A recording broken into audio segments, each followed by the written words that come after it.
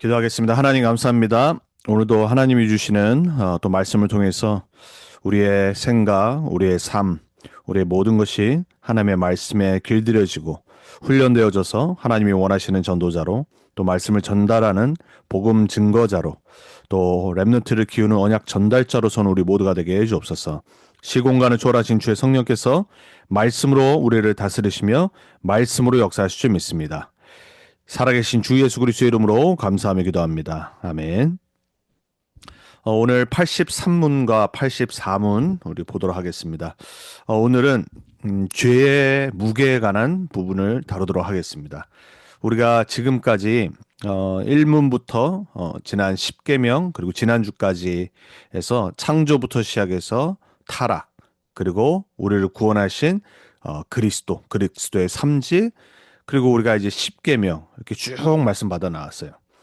그러면서 우리가 지난주에 이제 10계명을 다 몇 달 동안 들은 다음에 우리가 과연 이 모든 계명을 지킬 수 있습니까? 라는 질문을 하고 그럴 수 없습니다라고 그래서 우리는 복음이 필요하다는 다시 답을 얻었어요. 자, 그럼 우리가 이제 원죄도 알아요. 그렇다면 우리가 여러 가지 자범죄에 관한 부분을 정리를 하고 넘어가야 됩니다. 자, 근데 그 자범죄 중에 죄의 무게에 관한 부분을 오늘 다루고 있어요. 그래서 질문을 83문에 어떻게 했냐면 어떤 죄가 모든 죄보다 더 큰 죄입니까? 라고 질문했습니다.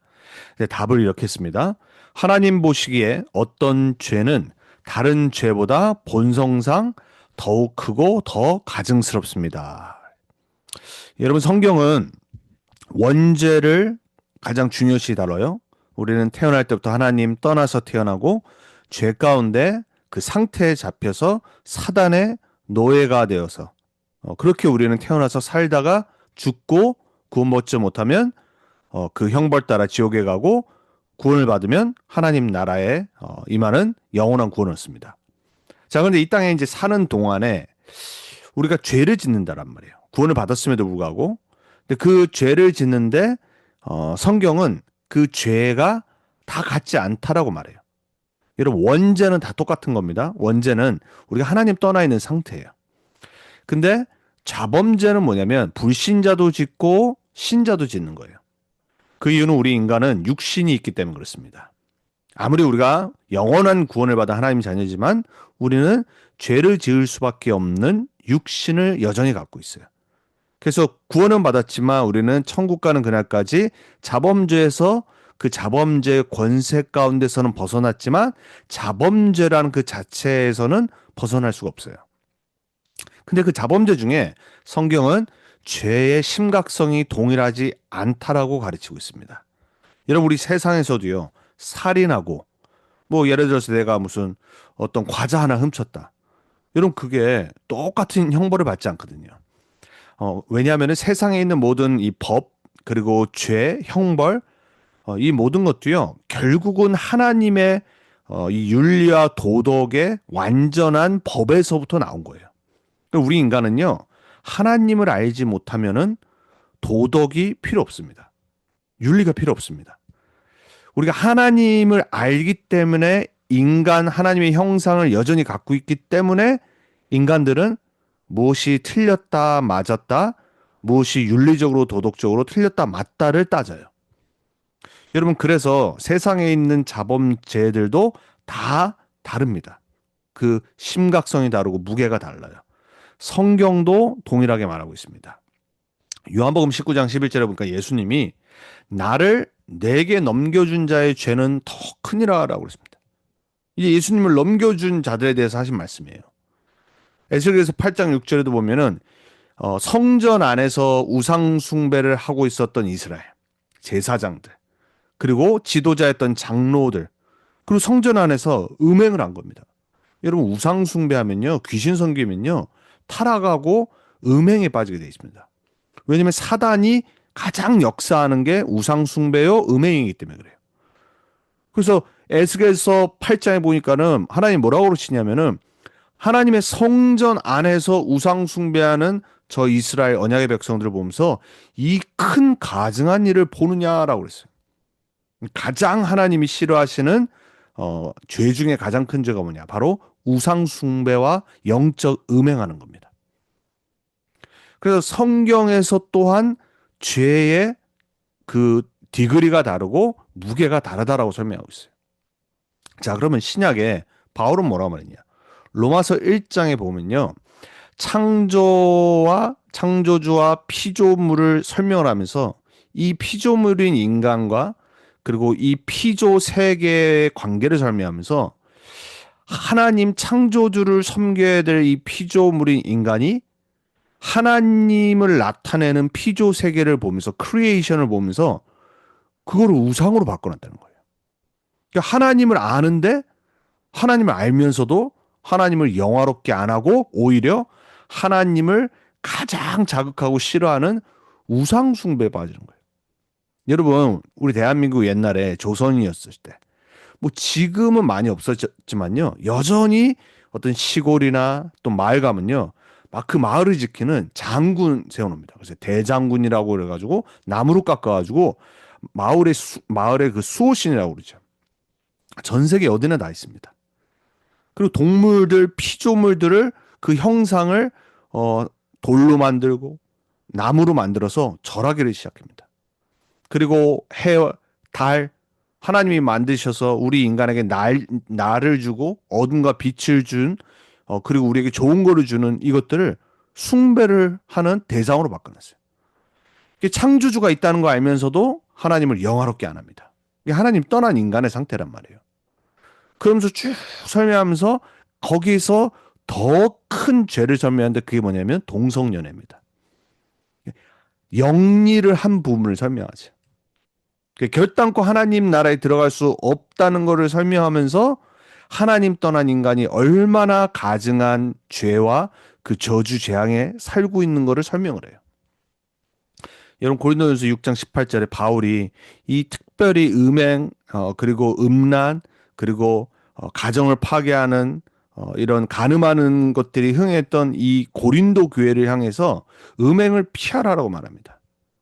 왜냐하면 이 음행은 사람이 범하는 죄는 대부분이 다 몸 밖에 있는데 내 안에 범하는 거예요. 여러분 부부는요 하나가 된다라고 그래요. 부모를 떠나서.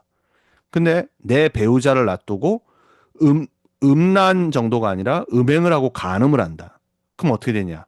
함께 되는 겁니다. 그 몸이 하나가 된다는 말이에요. 그러니까 하나님이 우상 숭배를 설명하시면서 영적인 음행이라고 설명하시죠.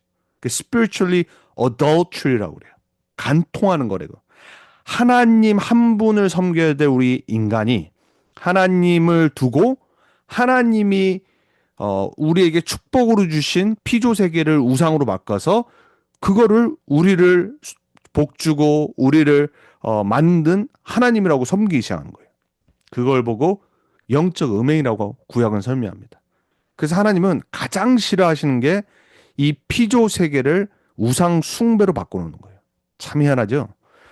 전 세계의 역사를 그리고 지금도 계속해서 살펴보면요. 여전히 인간들은요. 이 아름다운 피조 세계를 두고 창조주를 찾지 않고 우상을 만들어서 나에게 복을 주는 신을 만듭니다. 풍요롭게 하는 풍요의 신을 만들고요. 그리고 자녀를 많이 낳게 하는 다산을 상징하는 신들을 만들어냅니다. 여러분 그래서 구약뿐만이 아니라 예수님 당시 제자들 당시 로마 시대 때 얼마나 많은 그리스 로마 신하들 신들이 있습니까? 이게 인간이란 말이에요. 자, 분명히 성경은 말합니다. 죄는 다 같지 않다라고 말해요. 이 자범죄를 설명하는 거예요. 그래서 동기, 의도에 따라서 죄의 무게가 달라집니다. 여러분 무지하거나 아니면 내가 몰라서 그리고 내가 인지하지 못하고 짓는 죄하고 고의적으로 짓는 죄하고 같겠습니까? 여러분 우리가 지금 구약의 말씀 받아 나가고 있는데 레위기서에서 민수기서에서 도피성의 제도를 봤어요. 근데 하나님이 그 도피성을 왜 만드셨냐면요. 몰라서 부지 중에 내가 살인을 했어요. 여러분 그런 일 많이 있잖아요. 내가 일부러 한 거 아니에요. 죽이려고 한 게 아니라 사고로, 실수로. 그 사람들은 성마다 도시마다 도피성을 만들어서 그리로 도망을 가서 거기에 하나님 만들어 주신 뿔을 잡으면 산다라고 그랬어요. 그리고 제사장이 죽을 때까지 그 안에 있으면은 나중에 제사장이 죽고 나오면 아무도 그를 해치지 말라라고 하나님이 도피성 제도를 만들어 주셨어요. 그거는 뭐냐면요. 고의적인 살인한 사람을 두고 말한 게 아니라 부지 중에 몰라서. 여러분 다르다란 말이에요. 그리고 또 일반적인 사람들과 지도자의 공적인 죄는요. 그 크기와 무게가 차이가 있어요. 레위기서에 보면 제사장들의 죄에 대해서 하나님이 너무나도 심각하게 말씀하십니다. 우리 좀 아까도 말했잖아요.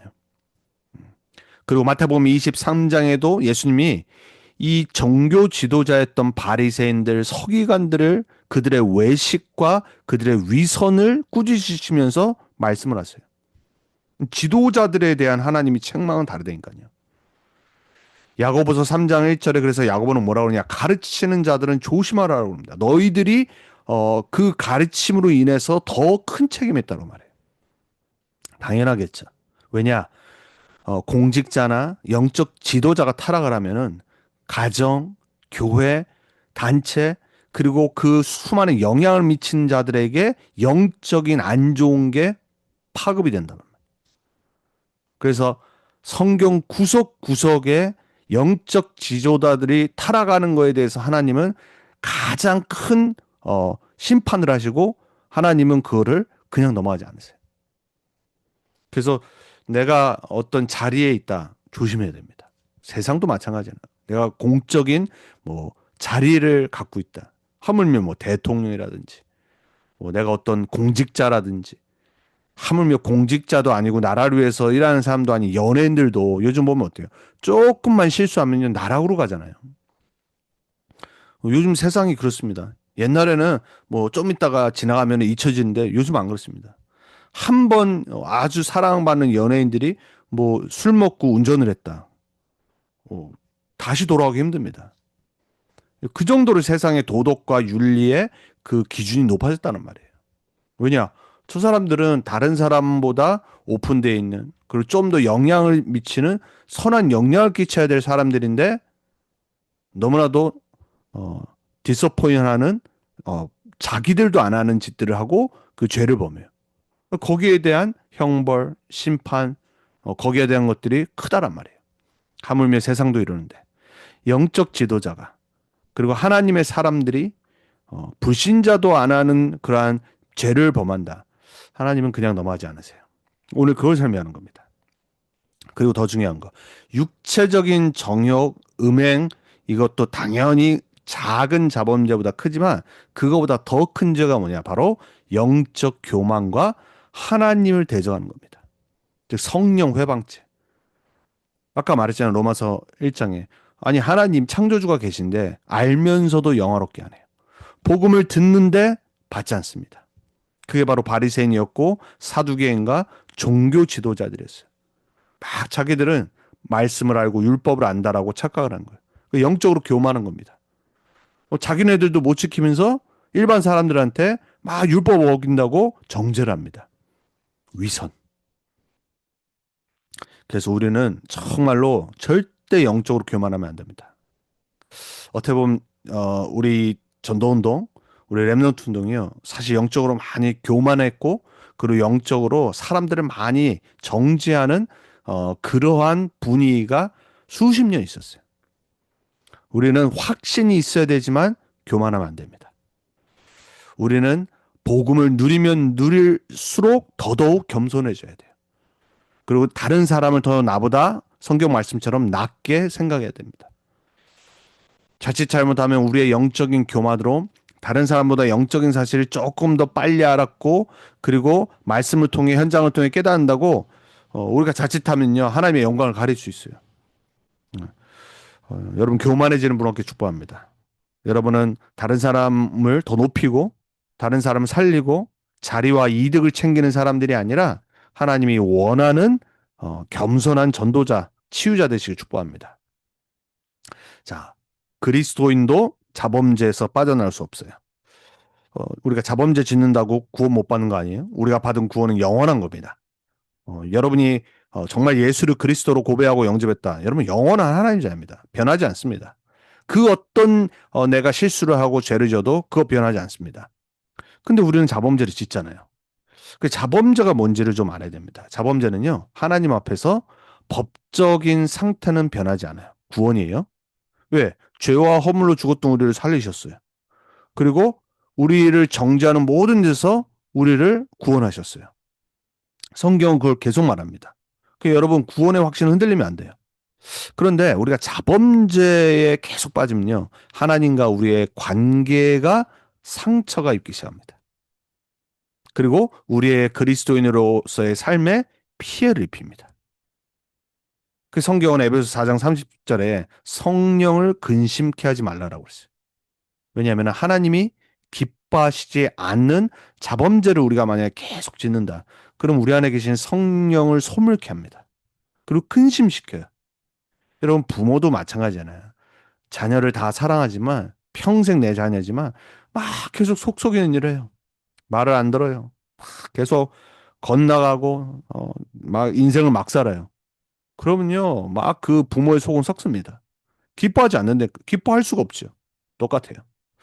하나님이 만약에 하나님의 자녀들이 구원받았는데 정말로 증인이 돼야 되는데 계속해서 내 정욕대로, 내 마음대로, 그리고 창세기 3장의 옛 체질대로 계속 자범죄 지면서 살아간다. 하나님이 기뻐하지 않습니다. 그래서 히브리서 12장과 계시록 3장에 보면은 우리를 너무나도 사랑하시기 때문에 깨닫도록 하나님을 사랑하는 자를 징계하신다고 그랬어요. 훈계하시고 때로는 문제와 사건을 터뜨리셔서 우리가 돌아오고 깨닫도록 하십니다. 여러분의 삶에요, 여러분의 어떤 문제가 있고 어떤 안 좋은 일이 생긴다. 사단의 역사라고 보지 말고요. 진짜 사단의 역사는 이건 정말 사단의 역사구나 보입니다. 근데 전혀 아닌 것 같은데 뭔가 여러분이 하나님과의 관계에서 틀어진 부분들을 하나님은 바꾸시기 원하는 겁니다. 여러분을 사랑하시기 때문에. 사랑하는 자녀를 부모는 훈계를 합니다. 사랑하지 않으면 스텝 페어런츠면요 상관 안 합니다. 남이 뭐하러 잔소리합니까? 그렇잖아요. 사랑하기 때문에 잔소리하는 겁니다. 어, 뻔히 안 좋은 일이 생길 거 알기 때문에 계속 말하는 겁니다. 사랑하는 자를 징계하시는 하나님을 정말 기쁘게 하는 여러분 되기 바랍니다. 그리고 성경 계속해서 지속적인 회개를 강조합니다. 마태복음 6장에도 예수님이 주기도문에 말하잖아요. 매일 우리가 기도해야 될 거. 우리의 죄를 사하신 것처럼 우리가 남의 죄를 사야 달라고. 그리고 우리의 죄를 사야 달라고. 악에서 건져달라고. 요한일서 1장 9절에도 말하잖아요. 우리가 만약 우리의 죄를 우리가 죄가 없다라 하면요. 그것처럼 안 좋은 게 없잖아요. 하나님은 우리가 회개하고 우리가 하나님 앞에서 잘못한 거를 깨닫고 돌아오면요. 하나님은 미쁘셔서 우리를 모든 불의에서 건지신다라고 그랬어요. 그래서 우린 죽을 때까지 실수할 수 있고 넘어질 수 있고 자범죄 질 수 있어요.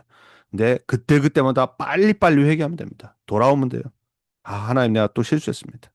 하나님 여전히 내가 이 체질 때문에 여전히 또 안 됩니다. 하나님 나에게 성령 충만 주시고 나를 용서하시고 나에게 더욱더 힘 주셔서 내가 이 죄를 이겨낼 수 있도록 하나님 나에게 정복에 정말 힘을 허락해 달라고. 그리고 그리스도 붙잡고 또 살아가는 겁니다, 여러분. 어, 옛날에는 막 자범죄 강조하고 그리고 막 회개하지 않으면 막 겁주고 막 이래가지고 안 좋았던 거죠. 율법주의 빠져서 그렇죠. 복음 깨닫고 나서 우리가 회개를 모른다. 그러면 영적 교만해져요. 그래서 우리는 연약한 존재입니다. 빨리 하나님한테 인정하고 사단의 통로 또 내 자범죄 통로 빨리 인정하고요. 계속해서 우리는 회개하고 영적 싸움 하는 겁니다. 그리고 성경은 분명히 말합니다. 하나님은 거룩한 삶을 요구하세요. 왜냐하면 거룩하신 하나님이기 때문에. 그래서 마태복음 7장 23절에 보면 주여 주여 하는 자마다 천국에 들어가지 못한다라고 예수님 말씀하세요. 갈라디아서 5장 22절 23절에도 성령의 9가지 열매를 설명하시잖아요. 거룩한 삶. 요한일서 2장 24절에도요. 나의 계명을 지키는 자라야 나의 제자니라 그랬어요. 나를 사랑한다라고 그랬습니다. 하나님을 사랑하는데 하나님이 싫어하는 걸 한다. 그게 어떻게 하나님을 사랑하는 거겠어요? 하나님을 예수 그리스도를 사랑한다. 예수 그리스도를 주인으로 모신다. 근데 의도적으로 일부러 계속해서 하나님 말씀과 반대되는 삶을 살아요. 그리고 불신자보다 더 안 좋은 짓을 하고 살아요. 그게 어떻게 구원받은 자겠어요? 여러분, 우리가 안 되는 부분, 영적 문제, 우리의 자범죄, 통로 다 있지요. 그거를 깨닫고 싸우는 거하고 아예 회칠한 무덤처럼 계속해서 방종을 하고 그리고 계속해서 그걸 즐긴다. 제가 볼 때는 구원 못 받았을 수도 있어요. 구원받은 사람은 회개합니다. 그리고 구원받은 사람은 반드시 이걸 고민하고 갈등하고 싸웁니다. 우리가 시간이 걸릴 뿐이지 우리의 영적 상태와 우리의 마음의 상태는요, 하나님을 사랑한다라면 하나님의 말씀을 붙잡고 말씀에 의해 살기를 원해요. 여러분이 여러분 안에 있는 자범죄를 갖고 쉽게 생각하지 마시고 그리스도 이름으로 성령 충만 받고 말씀으로 싸우세요. 그 기도로 붙는 겁니다, 여러분. 저도 돼요. 계속 싸우는 겁니다. 어느 날 정복될 겁니다.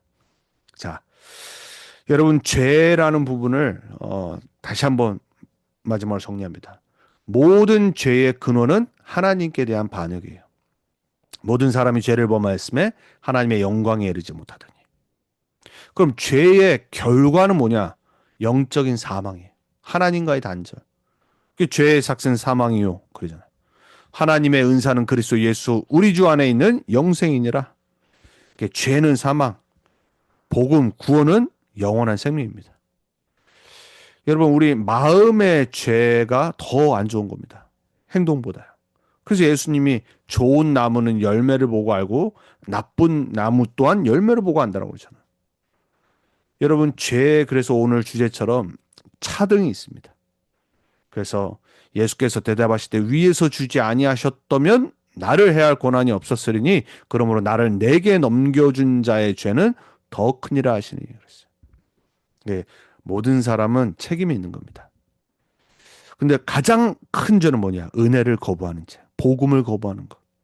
왜 구원받아야 되고 복음을 전해야 되고 정말 우리가 불신자로 놓고 기도해야 되냐? 가장 큰 죄는 예수 그리스도의 복음을 듣고 복음을 안 받는 거예요. 구원을 버려버리는 거잖아요. 그게 종교인들이었고 바리새인들이었고 사두개인들이었고 불신자들이었어요. 그래서 우리는 이 죄를 해결하는 길은 다른 길 없습니다. 우리 인간의 그 어떠한 스스로의 해결 방법으로도 우리는 죄의 무게에서 빠져나올 수 없어요. 오직 예수 그리스도의 십자가로만 대속됩니다. 그것 때문에 오신 거예요. 그래서 로마서 5장 8절에 우리가 아직 죄인 되었을 때 그리스도께서 우리를 위하여 죽으심으로 하나님께서 우리에 대한 사랑을 확증하셨느니라. 그래서 여러분, 죄 초반에는 우리가 원죄를 받고 오늘은 자범죄에 가는 부분. 그럼에도 불구하고 모든 죄는 하나님 앞에서 갖고 형벌이 기다리고 있고, 그래서 우리는 그 형벌과 심판에서 영원히 빠져나올 수 있는 유일한 해답 그리스도를 붙잡아야 돼요. 그래서 지금 제가 말씀드리는 부분이 84문에 있는 주제, 죄의 형벌은 뭡니까? 하나님의 진노와 저주를 받는 거예요. 모든 죄는 다 똑같습니다. 하나님의 진노와 저주와 심판 아래 있습니다. 그래서 에베소 2장 1절에 허물과 죄로 죽었던 본질상 진노의 자녀라고 했어요. 그리고 죄의 삭은 사망. 그게 바로 우리 인간의 영적 상태란 말이에요. 죄라는 상태, 이 올무, 이 함정, 틀, 운명, 여기에 빠진 그 죄의 상태가 바로 뭐냐면 사망. 그 성경은 영원한 지옥을 설명하잖아요. 회개하지 않고 구원받지 않으면 영원히 하나님 없는 영적인 영원한 지옥에서 빠져나올 수가 없어요. 돌아올 길이 없습니다. 그래서 갈라디아서 3장 10절에 보면요, 율법을 하나라도 어기는 자, 그 자는 저주 아래 있는데 우리 모두가 저주 아래 있어야 되는데 예수 그리스도께서 그 저주를 대신 담당하셨다고 했어요. 그래서 주의 아래에 있다는 것은 영원한 형벌, 심판, 저주 아래에 있는 겁니다. 그래서 이거는 그 어떤 걸로도 빠져나올 수 없는 불신자 상태예요. 우리가 너무나도 잘 아는. 우리 주위에 있는 수많은 사람들 이 상태에 있는 겁니다. 여러분, 왜 우리가 복음을 전하고 전도, 우리가 왜 계속해서 이 전도 운동 속에서 메시지 듣고 말씀 들었냐? 결국은 영혼 구원이기 때문에 그래요. 왜냐하면 그들은 영원한 저주와 재앙과 지옥 권세에 있기 때문에 그 어떤 방법으로도 빠져나올 수가 없어요. 사실은 모든 인간은 그 하나님의 심판과 진노와 저주 아래 있는 겁니다. 사단의 진노와 심판이 아니에요. 사단은 하나님의 도구입니다. 결국은 죄를 싫어하시는 그 하나님의 거룩한 진노와 저주 아래에 있는 게 불신자 상태예요. 하나님 떠난 상태. 그래서 여러분 착각하지 마세요. 사단 아래 있는 게 아닙니다. 하나님의 진노와 저주 아래 하나님 떠난 상태에 있기 때문에 인간은 망하는 거예요. 사단은 그걸 이용하는 겁니다. 복음의 능력 속으로 그래서 우리는 들어가야 돼요. 갈라디아서 3장 13절에 그리스도께서 저주를 받은 바 되사 예수 그리스도가 우리의 모든 우리가 받아야 될 저주를 대신 다 받으셨다고 했어요. 그래서 모든 진노 저주 그리스도께서 담당하셨습니다. 믿으셔야 됩니다. 그래서 우리는 오직 그리스도에 대해야 된 이유가 뭐냐? 그 어떤 거룩한 방법으로도 저주 재앙을 에서 우리를 건질 자가 없어요. 사단은 너무나도 그걸 잘 알기 때문에 우리를 계속해서 율법의 그 올무로 율법의 틀과 함정으로 우리를 묶어서 지옥으로 끌고 갑니다. 저와 여러분은요 어떤 상황 속에서도 겸손하지만 확신 갖고 그리스도만 바라봐야 돼요. 그게 우리 영원한 살 길입니다. 복음만이 우리를 죄의 저주 재앙에서 건질 수 있어요. 영원히. 자범죄도 마찬가지. 우리 평생 자범죄와 싸워야 되지만 그걸 이길 수 있는 방법도 오직 십자가와 그리스도밖에 없어요. 그게 바로 복음의 능력이고 우리가 붙잡아야 될 겁니다. 우리가 전도해야 되는 이유, 우리의 후대에 방향 맞춰야 되는 이유도 뭡니까? 전도는 진노 아래 있는 영혼을 복음으로 살리는 사명입니다. 불신자 상태에 있는 자들을 오직 복음으로 빠져나오게 하는 게. 우리가 후대 복음하는 이유가 뭡니까? 율법이 아니라 복음 중심으로 각인 뿌리 체질되어서 진노와 죄와 저주 아래 있는 현장 살리게 하기 위해서 우리가 이 운동하는 거 아닙니까? 그래서 우리가 오늘 주제가 죄에 대한 무게 알아야 돼요. 자범죄 다 다릅니다. 하지만 우리는 복음의 능력을 강조해야 됩니다. 그래서 히브리서 4장 16절에 날마다 은혜의 보좌 앞으로 담대히 나가는 하나님 자녀로 렘넌트로 우리는 가르쳐야 되고 양육해야 되고 훈련해야 됩니다. 조금은 뻔뻔하지만 방종은 하지 말아야 되지만 그 마음의 중심과 회개의 중심 갖고 날마다 은혜의 보좌 앞으로 가야지만 살 수 있습니다. 그런 저와 여러분 우리 렘넌트 되게 축복합니다. 그래서 결론입니다. 요한일서 3장 8절에 죄를 짓는 자는 마귀에게 속하느니 이 죄를 짓는 자는 원죄를 말하는 게 아니에요. 자범죄를 말하는 겁니다. 죄를 짓는 거란 말이에요. Who does라고 그랬어요. 그래서 이건 원죄가 아닙니다.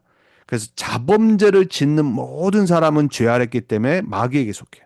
하나님의 아들이 나타나신 이유는 그 마귀의 일, 우리를 영원히 계속해서 죄 짓고 죄와 저주 재앙에 있게 만드는 거기서 우리를 빠져나오게 하기 위해서 우리에게 인간의 몸을 입고 오셨단 말이에요. 에베소 6장 11절 18절에 그래서 바울은 전신갑주를 입어야 된다라고 말하고 영적 싸움해야 될 이유를 설명하잖아요. 무시로. 왜냐하면 우리는 여전히 천국 가는 그날까지 자범죄와 그 사단의 권세와 그 영향 가운데 있기 때문에 그래요. 우리는 항상 영적 싸움해야 됩니다. 로마서 12장 1절에 2절에서도 그래서 바울이 또 말하죠. 하나님의 기쁘시고 선하시고 온전하신 뜻이 무엇인지를 분별하라고 그랬어요. 그래야지 우리는 자범죄에서 그리고 그 결과로는 수많은 안 좋은 오염과 부패와 그 문제 속에서 우리는 벗어나고 하나님께 영광 돌리는 증인으로 설 수 있어요. 그래서 우리는 성령 내주를 누리는 겁니다. 하나님 함께. 나를 성전 삼으시고 나와 함께 하시는 그 하나님. 그리고 말씀으로 예배로 기도로 성령의 인도를 받는 겁니다. 내 마음대로 살지 않도록. 그리고 성령 충만을 받아야지 영적 싸움에 승리할 수 있습니다. 그걸 기도하고 그걸 누리는 겁니다. 우리가 듣는 메시지로 끝나지 않고 정말 나의 것이 되어져서 하나님이 원하시는 그러한 자범죄와 싸워서도 계속해서 정복하고 승리하는 그런 우리 렘넌트 되길 예수 그리스도의 이름으로 축복하고 그러한 현장을 살리는 여러분들 되길 예수 그리스도의 이름으로 부탁드리고 축복합니다. 우리 말씀 붙잡고 같이 우리 자신을 위해서 우리의 연약한 부분, 또 우리 후대들의 흑암의 현장과 이 죄의 현장, 사단의 현장 속에서 우리가 정말로 계속해서 영적 싸움하며 승리하고 증인으로 설 수 있도록 우리 같이 기도하겠습니다. 하나님 감사합니다. 하나님, 오늘 우리가 죄의 무게에 관한 부분을 다뤘습니다. 하나님, 우리는 구원받았지만, 영원한 생명을 받았지만 여전히 육이 있기 때문에, 우리는 여전히 창세기 3장에 그 각인과 불의와 체질이 있기 때문에 여전히 때로는 죄짓고 하나님이 원치 않는 삶을 살고, 우리의 생각으로, 우리의 마음으로, 우리의 삶에서 우리는 여전히 하나님 못난 모습을 살 때가 너무나도 많습니다. 그럼에도 불구하고 하나님, 우리에게 오직 그리스도의 복음을 주셨습니다. 우리가 할 수 없기 때문에, 우리의 힘으로, 우리의 노력으로 변화되지 못하기 때문에 하나님은 십자가에서 모든 거 다 오르시고 그리스도를 붙잡고 그리스도를 누리고 그리스도의 성령의 인도와 그 내주와 그 역사 속으로 들어가라고 말씀하셨습니다. 하나님, 우리에게, 우리 렘넌트들에게 이 흑암의 시대, 이 네피림의 문화의 시대에, 이 하나님 떠난 이 세상 속에서 하나님은 정말 치유하는 증인들로 설 수 있도록 우리에게 성령의 충만함을 날마다 허락해 주옵소서.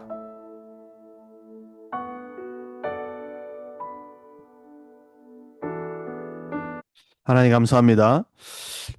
구원받은 하나님의 자녀로 남은 평생 우리가 이 자범죄와 싸워 정복하며 증인으로 서서 영원한 저주 재앙과 죄 가운데 사는 사단에게 노예되어 살아가는 이 불신자들과 현장을 살릴 증인으로 서기 위해서 우리에게 더 성령 충만과 날마다 정복과 우리에게 힘을 허락해 주옵소서. 그래서 하나님 앞에, 사람 앞에 칭찬받으며 많은 사람들을 살리는, 복음을 전하는, 오직 예수 그리스도의 복음을 전하는 전도자들로서 설 수 있도록 주님 역사해 주옵소서. 특별히 우리 렘넌트들에게 이 언약이 변질되지 않고 전달되게 해 주옵소서. 거기에 우리를 사용해 주옵소서. 살아계신 예수 그리스도의 이름으로 감사하며 기도합니다. 아멘.